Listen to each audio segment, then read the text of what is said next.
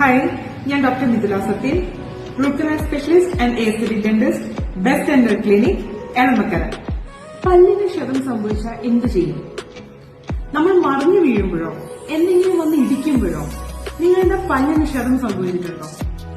അഥവാ നിങ്ങളുടെ വായിൽ ഏതെങ്കിലും പല്ലിന് നിറം മാറിയിരിപ്പുണ്ടോ? എങ്കിൽ ഈ വീഡിയോ നിങ്ങൾക്കുള്ളതാണ്. പല്ല് പൊട്ടി വരുന്ന ഒരാളോട് നമ്മൾ ചോദിക്കും, അയ്യോ ട്രോമ സംഭവിച്ചോ എന്ന്. അപ്പൊ അവർ തിരിച്ചു പറയും, എനിക്ക് ട്രോമയൊന്നും സംഭവിച്ചില്ല, ഞാൻ ഒന്ന് വീണതേ ഉള്ളൂ, അല്ലാതെ എനിക്ക് മെന്റൽ ട്രോമയൊന്നും ഇല്ല എന്ന് പറയും. എന്നാൽ അത് അങ്ങനല്ല, നമ്മൾ ഡെന്റൽ ട്രോമ ഇതാണ് ഉദ്ദേശിച്ചത്. ഇനി അത്തരം ഒരു കേസിൽ എങ്ങനെ ട്രീറ്റ് ചെയ്യാം എന്ന് കണ്ടു നോക്കാം. തന്നെ പൊട്ടിയ പീസുമായി നിങ്ങൾ ഡെന്റിസ്റ്റിന്റെ അടുത്ത് അഥവാ റൂട്ട് കനാൽ സ്പെഷ്യലിസ്റ്റിന്റെ അടുത്ത് പോവുക.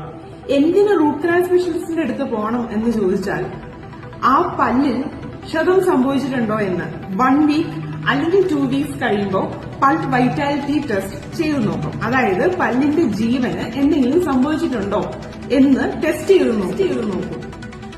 പല്ല് ഡെഡ് ആയിട്ടുണ്ടെങ്കിൽ അത് ഉടൻ തന്നെ റൂട്ട് കനാൽ ചെയ്യണം.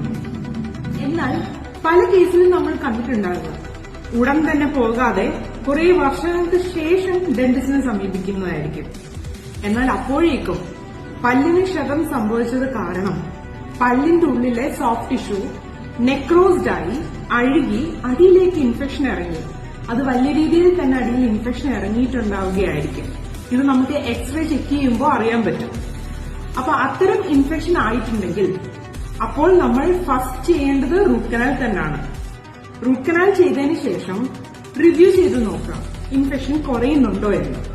ഇല്ലെങ്കിൽ നമ്മൾ ഉടൻ തന്നെ വലിയ കാലതാമസം ഇല്ലാതെ തന്നെ നമ്മൾ സർജറി പ്ലാൻ ചെയ്യണം.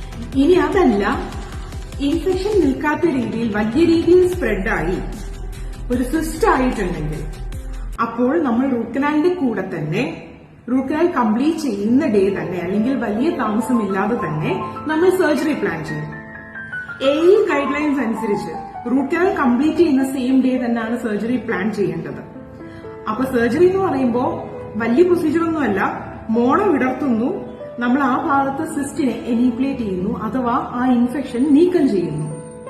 അതിനുശേഷം ആ റൂട്ട് എൻഡ്സ് നമ്മൾ കട്ട് ചെയ്തിട്ട് അവിടെ MTA ഒരു ഫില്ലിംഗ് വെക്കുന്നു. ഇത്രയേ ഉള്ളൂ. റൂട്ട് കനാൽ പ്രോപ്പർ ആവാതെ സർജറി മാത്രം ചെയ്താലും ഈ ട്രീറ്റ്മെന്റ് സക്സസ്ഫുൾ ആവില്ല. സിസ്റ്റ് വലുതായി ട്യൂമർ ആവാനും ചാൻസ് ഉണ്ട്.